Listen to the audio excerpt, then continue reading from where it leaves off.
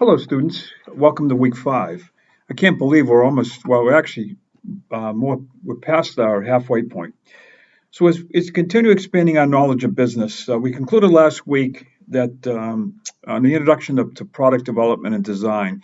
And as mentioned, that could be a course in itself on an operations management course where it talks a lot about the whole process and how you set up a process and the quality and things like that. So it's really a course in itself. We just touched really a little bit on it.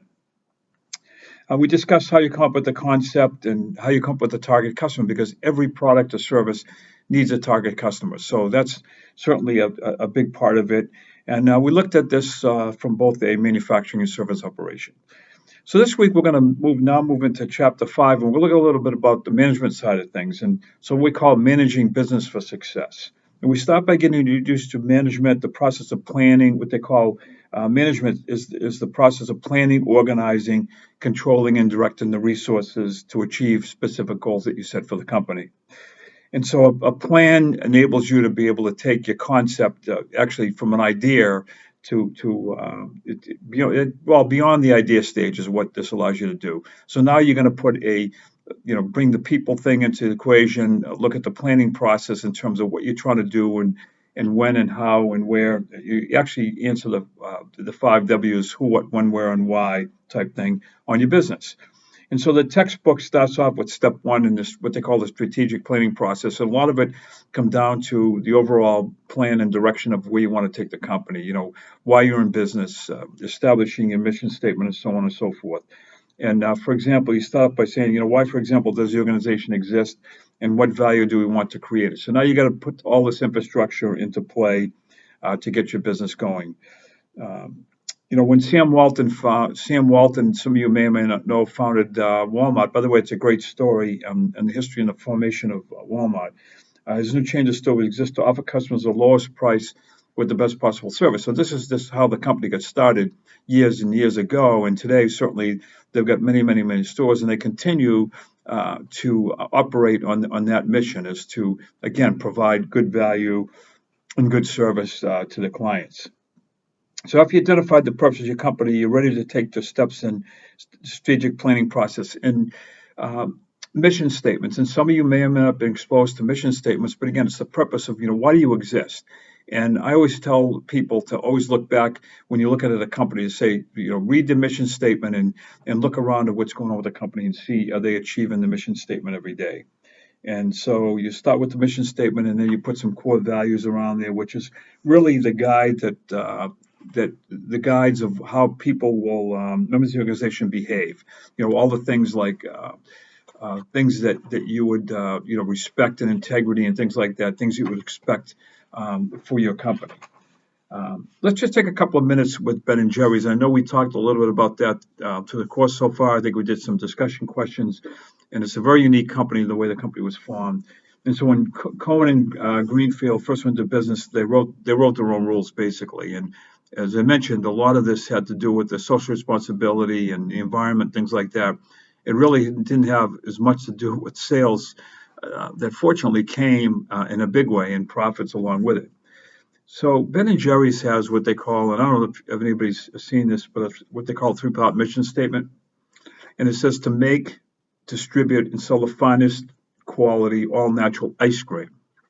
And as you'll note some of these different points, and euphoric, what they call concoctions, which, with Ben and Jerry's is they mix everything and anything in with their ice cream, with a continued commitment to incorporating nutritious, natural ingredients and things, so healthy type of product, and promoting business practices that respect the earth and the environment. And so, that's a big deal to these guys. And when they formed the company, and I think today they still want to abide by the same corporate mission of why they're in existence and how do they, how they exist. And their core values to back this up was racial justice, democracy, and fair trade. And so those are some of the things that they believe in, and their people work to actually achieve every day in their companies. And so next in this, what they call, again, the strategic planning process, we talk about the SWOT analysis. And some of you may or may not have been involved in SWOT, which is basically stands for strengths, weakness, opportunities, and threats. And what you do is you look at this, and whether you're starting the business today or you're running your business over a period of time, SWOT analysis comes into play quite often. And strength, weaknesses, opportunities, and threats. So strength, weaknesses generally look at the internal environments of your company, the things that you're good at, the people, the products, things like that, and things that you need to improve on, things that you look weaknesses. Opportunities and threats come more of the external side to see, what else could we do? What other opportunities to get into different markets, come up with different products, and then threats, what's going to hold us from achieving what we want to achieve, whether it's competition, federal regulations, things like that. And so that's part of what we call the SWOT analysis. And next, they talk about the establishing goals and objectives. And generally, your goals are, longer term things, in the next 3 to 5 years, what are we trying to accomplish with this company over a period of time? Where do we want to take the company, whether it's sales revenue, expansion, whatever, new products. And then ultimately, your objectives are more of the current day-to-day things that you're going to do to achieve the overall goal. So it's more of a short-term type thing. And this is part of the process. And these are worked on day in and day out and tweaked as they need to tweak them based on the changes in the company. So it stops, the planning process starts at the top of the company, upper level management, and it actually works down through the organization. And if you're working for a company today, you're in a particular group within the company that each one of the groups, has some goals and has some objectives that they want to achieve that basically it all supports the overall top level goals of the company. So everybody's all kind of entwined together and they're all expecting to achieve the same as a group. And so, managers engage in organizing, allocating resources. So you got to build a team of people, equipment, successful managers. This is what the book's talking about. All activities identified in planning process assigned to some people, departments. So again, you're building these organizations like marketing and operations, your purchasing groups, your materials groups, the supply chain management groups, and how you're going to get the products, raw materials through your particular factories, things like that. And so a lot of it has to do with, hiring people with expertise and things and hiring, entry-level people that would over time become more knowledgeable with the company and the products that you have. So and page 188 is a good example of from a pyramid with top management occupying the space. And generally, as the upper level organization, it looks a lot smaller than the day-to-day because you need a lot more people to run day-to-day of the operations. And so generally, you have a more narrow focused, high-level organization because a lot of what the high-level people are doing is pretty much driving, the relationships and looking at regulatory things and just kind of managing the upper-level portions of the organization. So they're not dealing more of a day-to-day, they're dealing more of a 3 to 5 year type view of the company and looking at results and things like that and how they have to tweak things, get money, how are you going to invest, things like that. So in every company has a different organizational structure depending on size. Some have divisions, some a lot of role wide. So there's a lot more to organizational charts. If you have questions on this, certainly we're just touching the tip of the iceberg. I'd be more than happy to answer questions because I've been involved with a lot of different organizations over my career as well. And so the organizing process raised some questions, what jobs need to be done and those kinds of things. So with human resources, recruiting, development of people, all of this has to come into play to support the organization and the structure.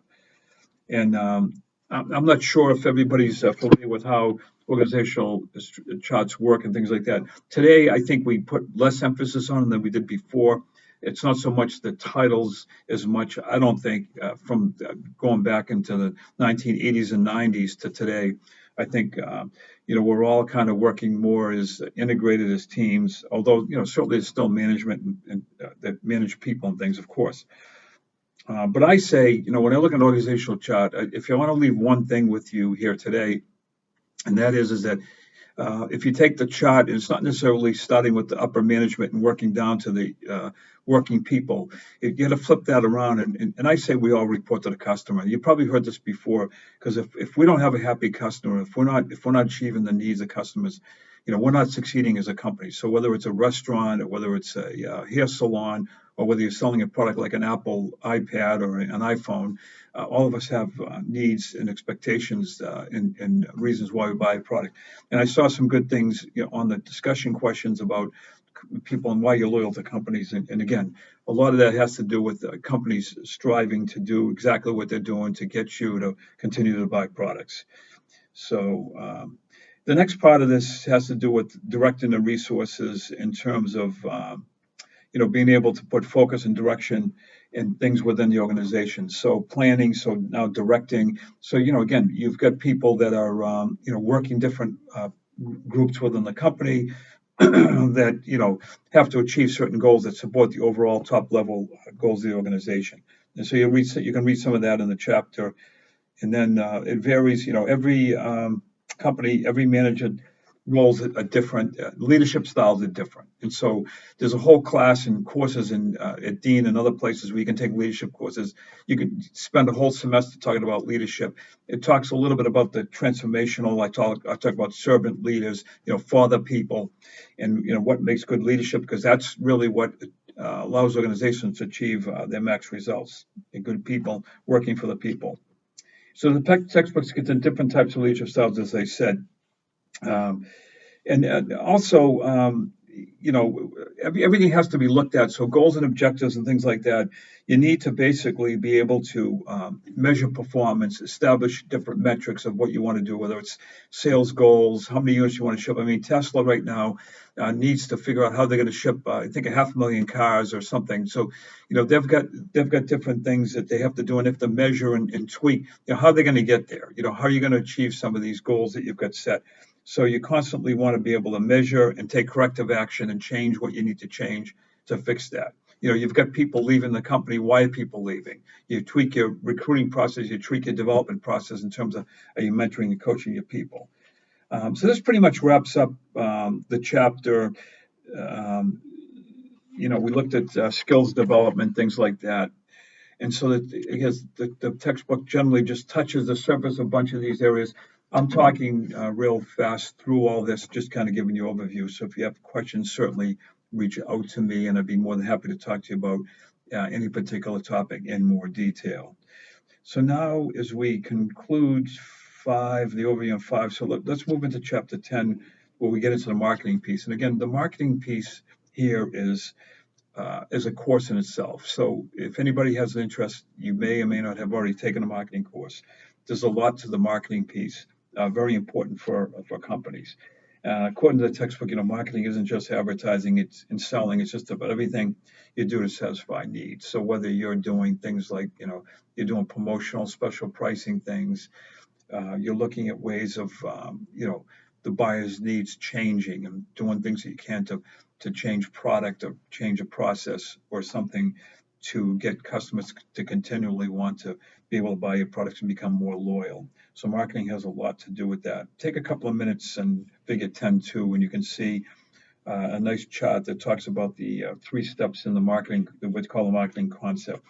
And that is, again, finding out what customers need. And this is the key thing. And if you don't have that need identified, you're not servicing it. You're not achieving loyal customers. You're not building your customer base. Develop products to meet the needs. So what are you doing today to make sure that either you have the right product today and that you're continually changing it over time to continue to hold on to those customers. Look at things like the CD market. You look at things like Blockbuster. And if companies weren't looking to now ultimately today it's a streaming thing. If Netflix wasn't looking for the next best thing, they would be gone. So they're looking at trends and needs and technology and things like that to be able to survive for the long run. And ultimately, achieving goals that, to make a profit. And that's really what most companies are in for, is to make money. And so putting the concept into practice, you need to have a strategy. And as you continue to read the book, we talk about the target market, and you talk about that. You may address the market, for people that buy phones, and you may decide, you got to segment the market a little bit because not everybody's buying the same phone, or not everybody has the same features.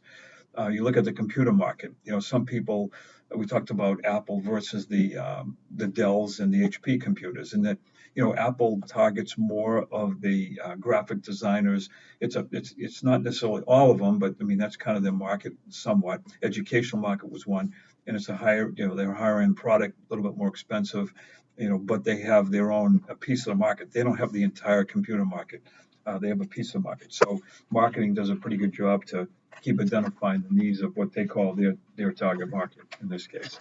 Generally, companies don't have the whole market. You take pieces of it. And so we also get into now this marketing mix. And again, if you're taking marketing in any, if you've taken any courses in marketing, the 4 Ps of what they call price, pr- um, product, place, price, and promotion.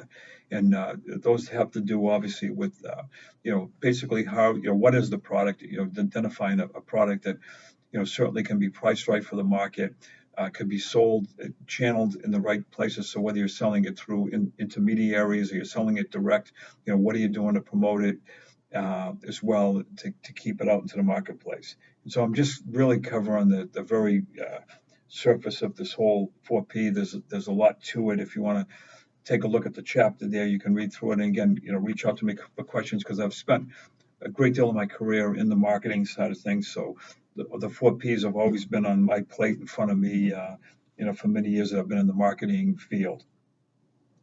So as we begin to wrap up the chapter, marketers can control the 4 Ps, but they have little control over the external environment. So there's a lot of things that happen. I mentioned this before, that companies on islands and small businesses on islands, and they have certain regulatory things like political and regulatory. Emission, like if you're in the auto business, emissions, fuel efficiency, safety. I mean, dictated by the government. So companies are being forced to be able to uphold some of these different policies that they're making, and economic threats. Interest rates rising. Cost of building supplies if you're in the building industry. Labor rates. Cost of everything, and different things to that nature. Technology, voice. So is the old phone service is gone now, and everything's run through the internet. So people that were in the what they call plain old telephone service, had copper wires connected to your phone. I mean, that's all gone today. So if you're in that business, but it's all been regulated and it's all pushed by the government side. So as we have to wrap up the week, I want to briefly touch on a variety of things that you can do. I mean, as a career in marketing, does anybody have an opportunity to maybe want to look at that or already in this? There are a number of different areas where you could get into a marketing role, whether it's in advertising, brand and product management, of which I spent a lot of my years in market research. So you need an arm of market research in most any company, or at least somebody doing some research to see what trends are going on, demographics, and things like that. And supply chain and logistics management in terms of being able to promote this throughout the world, basically. Retailing, sales. So a lot of different areas that you can get into. If people have questions and would like to reach out to me, I'd be more than happy to chat with you a little bit about if you are looking for a career in marketing. So take a couple of minutes and read through that in the chapter. So as we close week 5, we begin by discussing managing business for success. We started getting introduced to management, what they do, the organizations that they build, and what those organizations have to do to support ultimately really the customer. I mean, there's goals, objectives, there's a purpose of why you exist. But all in all, once you get it all into play, it's all about satisfying the customer and getting to the customer and getting something in their hands or in front of them that meets the needs.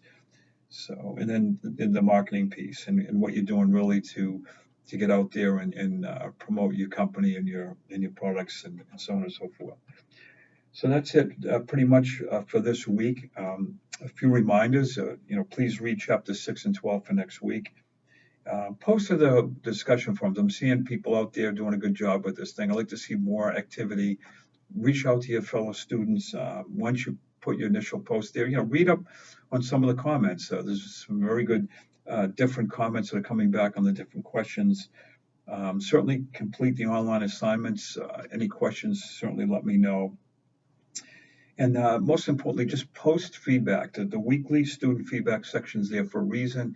And I wish everybody would just take advantage of it. And, anything you have, again, whether it's there or just reach out to me directly, but anything I can do to help you out. And this course moves very fast and doesn't give us a lot of time, but certainly I'm happy to spend off time with anybody that would like to have a discussion on a particular topic. So again, thanks for listening. Have a great week. I know the midterm is actually due today. this evening. So if there's any questions there, but good luck with all that, and we'll see you during the week.